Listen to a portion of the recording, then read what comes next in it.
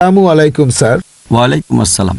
আমার নাম হলো এস.কে. রন্দর্নে, deputy engineer, government of Maharashtra, water supply department. আমি একজন অমুসলিম, নন মুসলিম। আমার প্রশ্নটা হলো যে আমাদের এই পৃথিবীতে কেন এত ধর্ম সৃষ্টি হয়েছে? আমাদের চারপাশে এত বেশি ধর্ম কেন? এখানে একটা সেন্টেন্স লেখা আছে পিস টিভি লোগোর নিচে, যে পিস টিভি মানবতার সমাধান। এখানে আমার মতামত হলো এই যে শান্তির জন্য জ্ঞান আর বিজ্ঞতার প্রয়োজন। ধন্যবাদ ভাই, একটা প্রশ্ন করলেন যে পৃথিবীতে এত ধর্ম কেন, এটা প্রথম প্রশ্ন। আর তারপর একটা মন্তব্য করলেন যে শান্তি মানবতার সমাধান, এটা পিস টিভির স্লোগান। শান্তির জন্য প্রয়োজন জ্ঞান আর বিজ্ঞতা। আমি আপনার সঙ্গে একমত। আপনার প্রশ্নের প্রথম অংশটা নিয়ে যদি বলি যে পৃথিবীতে কেন এত বেশি ধর্ম, আমাদের বুঝতে হবে যে সর্বশক্তিমান ঈশ্বর, আমাদের স্রষ্টা আল্লাহ সুবহানাহু ওয়া তাআলা পাঠিয়েছেন মাত্র একটা ধর্ম। আল্লাহ পবিত্র কোরআনে বলেছেন, সূরা আলে ইমরান অধ্যায় নম্বর 3 আয়াত নম্বর 19, ইন্নাদ-দীনা ইনদাল্লাহিল ইসলাম। একমাত্র ধর্ম, একমাত্র জীবন দর্শন যেটা আল্লাহ তাআলার গ্রহণযোগ্য, সেটা আল্লাহ তাআলার কাছে আত্মসমর্পণ করা। আল্লাহ তাআলা মাত্র একটা ধর্মই পাঠিয়েছেন। আর যত নবী রাসূল পৃথিবীতে এসেছেন, যেমন ধরেন আদম, ইব্রাহিম, মুসা, ঈসা, মুহাম্মদ, ওনারা সবাই শান্তিতে থাকুন। তারা মানুষকে একটা শিক্ষাই দিয়েছেন, আল্লাহর কাছে আত্মসমর্পণ করা। এখন আরবি ভাষায় যদি কেউ আল্লাহ তাআলার কাছে আত্মসমর্পণ করে তাহলে তাকে বলা হয় মুসলিম।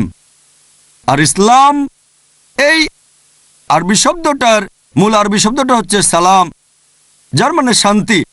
এর আরেকটা মূল আরবি শব্দ হচ্ছে সিলম, যার মানে আল্লাহ তাআলার কাছে নিজের ইচ্ছাকে সমর্পণ করা। তাহলে এক কথা ইসলাম মানে আল্লাহ তাআলার কাছে আত্মসমর্পণের মাধ্যমে শান্তি অর্জন করা। তাহলে আমাদের স্রষ্টা আল্লাহ তাআলা পাঠিয়েছেন মাত্র একটাই ধর্ম। তবে সময় বদলানোর সাথে সাথে ধর্মগ্রন্থগুলোও বদলে গেছে, বিকৃত হয়ে গেছে, নতুন জিনিস ঢুকেছে। আর এই ধর্মগ্রন্থ বদলানোর ব্যাপারে আল্লাহ পবিত্র কোরআনে বলেছেন, সূরা বাকারা অধ্যায় নম্বর 2 আয়াত নম্বর 79, ফাওয়াইলুল লিল্লাযিনা ইয়াকতুবুনাল কিতাবা বিআইদিহিম সুম্মা ইয়াকুলুনা হাযা মিন ইনদিল্লাহ লিয়াশতারু বিহি সামানান কালিলা ফাওয়াইলুল লাহুম মিম্মা কাতাবাত আইদিহিম ওয়াইলুল লাহুম মিম্মা ইয়াকসিবুন। দুর্ভোগ তাদের যারা নিজ হাতে কিতাব রচনা করে আর বলে এটা আল্লাহর নিকট হতে। তারা এটা বলে তুচ্ছ মূল্য প্রাপ্তির জন্য। তাদের রচনার জন্য শাস্তি তাদের, যা উপার্জন করে সেজন্য শাস্তি তাদের। আল্লাহ তাআলা পাঠিয়েছেন অনেক আসমানি কিতাব, অনেক ইনস্ট্রাকশন ম্যানুয়াল। সময় বদলানোর সাথে সাথে এই ইনস্ট্রাকশন ম্যানুয়াল, আল্লাহর এই আসমানি কিতাব বদলে গেছে। যখন কোনো কিতাব বিকৃত হয়ে গেছে, আল্লাহ নতুন রাসূল পাঠিয়েছেন আর নতুন কিতাব। এইভাবে অনেক দিন চলেছে। তারপর আল্লাহ পাঠালেন সর্বশেষ ও চূড়ান্ত নবী মুহাম্মদ সাল্লাল্লাহু আলাইহি সাল্লামকে, আর সর্বশেষ ও চূড়ান্ত আসমানি কিতাব কোরআন নাজিল করলেন। এর আগে যেসব নবী রাসূল এসেছিলেন, আমাদের প্রিয় নবী মুহাম্মদ সাল্লাল্লাহু আলাইহি সাল্লাম বলেছেন যে আল্লাহ তাআলা এই পৃথিবীতে 1,24,000 নবী রাসূল পাঠিয়েছেন। পবিত্র কোরআনে মাত্র 25 জনের নাম বলা হয়েছে, অন্যদের নাম আমরা জানি না। হতে পারে একজন প্রশ্ন করেছিল, আপনি কি মনে করেন, একজন হিন্দু আমাকে এই প্রশ্নটা করেছিল, আপনি কি রামকে আল্লাহর রাসূল বলে মানেন, অথবা শ্রীকৃষ্ণকে কি আল্লাহর রাসূল বলে আপনি মানেন? আমি বলবো, যেহেতু নামটা কোরআন হাদিসে উল্লেখ করা নেই, আমি জানি না।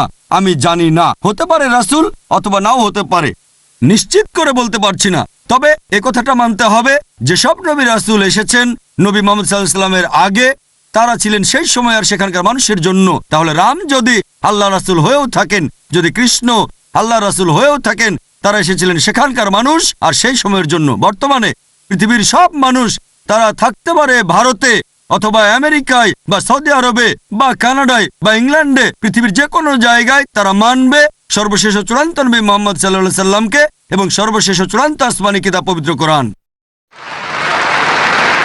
আল্লাহ আমাদের কথা দিয়েছেন সূরা হিজর অধ্যায় নম্বর 15 আয়াত নম্বর 9, যে আমি কোরআন অবতীর্ণ করেছি, সেটা আমি সংরক্ষণ করব। তাহলে আল্লাহ তাআলা পাঠিয়েছেন মাত্র একটা ধর্ম, সেটা হচ্ছে আল্লাহ তাআলার কাছে আত্মসমর্পণ করা।